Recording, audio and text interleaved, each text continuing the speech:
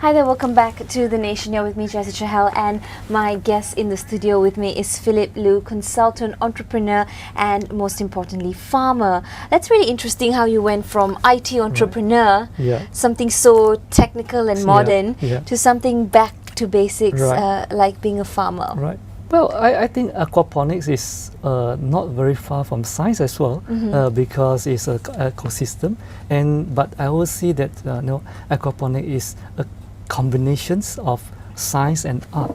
Yeah. So when you have mastered the science part of aquaponics, then you can start to explore the art part of it, whereby you can practically design all different kind of planting methods or planting ways to do aquaponics. It is not only confined to just growing vegetables. You can grow herbs, you can grow flowers, you can grow ornamental kind of plants. You are not only growing edible fish, you can also grow ornamental fish at the same time as well. So and you're not only growing food in your garden, but you can actually use aquaponics concept and this system to actually design your landscaping as well. So in a lot of modern house today, we spend a lot of money to do landscaping, but I find that this is very unproductive thing, whereby you put in a lot of input to spend a lot of money to do the landscaping, but you have beside the look of it, the look and the artistic perspective, you don't get anything else. But it will be a very wonderful thing that when you use aquaponics to do the thing, you can grow ornamental thing, look kind of thing at the same time, growing vegetables and fish as well at the same time, growing food at the same time. So I think that will be a very perfect, beautiful kind of a garden, edible garden for us per se. That that we in future that will be working towards too. That's right. And talking about the future, let's talk about the future of urban farming. First aspect is that it can in fact help be another source of income, for side income. Yeah, exactly. As you go along with aquaponics system age from time to time, and then when it get age, it's very easy for you to scale the size. So once you scale the size, then you probably will have grown more than enough for yourself. That's the time where you can actually share your producers with your neighbors, or sell some of your producers to your friend or your neighbors, and that will come in as a form of a side income to you. If the community start practicing the same thing, different people will start to plant different plants, and there's a time where people can actually exchange experience between the neighborhood, the neighbors, exchange the produce between the neighbor, and I think that is a great thing that it will foster the much better harmonious community in neighborhood in the community. Win-win situation for exactly, all, especially for our health. So exactly. So I see the urban farming itself is not only growing food for yourself, but I think it is a kind of an ecosystem. Not only from the food perspective, but from the ecosystem perspective, from the community perspective, from the family perspective, because urban farming, especially in our innovations of aquaponic vertical farming and things like that, the whole family can actually participate into the whole food growing thing, because children, like my kids, likes to play around in my farm, pulling off the things and look at feeding the fish and things like that. So I think it can become a activity that will gel the family from young to old together, because even people at 70, 80s, you don't need a lot of bending, digging, you can still enjoy the farming activities together. Yeah, I think that's a good point. Whether you're a child or a young adult, or someone who's a bit older, you truly will find it equally fun and relaxing. Right.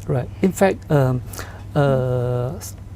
SOXO is actually talking to us to see how we can actually help their rehabilitation center in Malacca. We'll be meeting sometime this month or next month to talk about the possibility. So from that kind of perspective, you can see that what we are doing is not only growing your own food, but actually it's much bigger perspective and picture from there. One day I hope that by doing so, it will have a significant social impact to not only our community but to our world.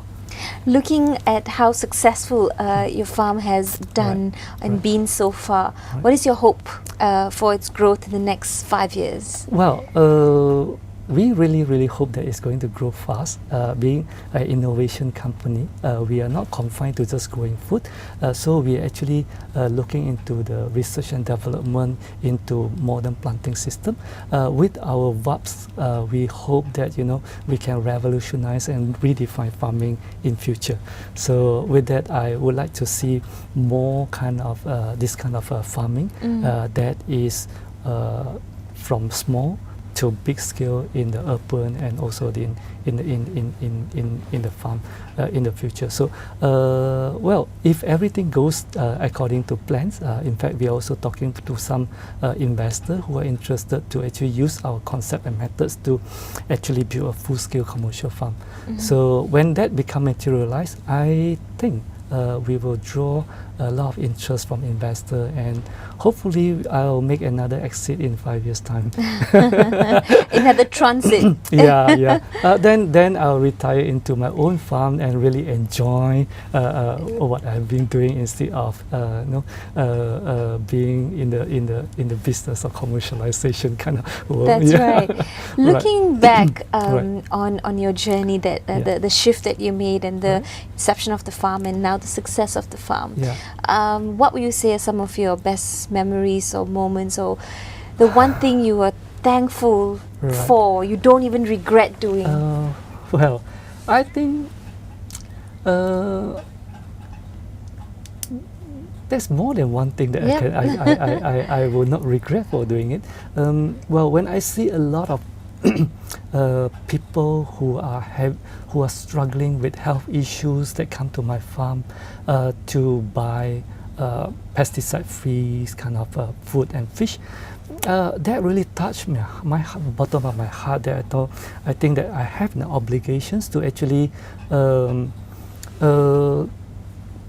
to get more people onto this, so that generally by doing so, hopefully one day this will actually help to improve not my own health, but health of everybody.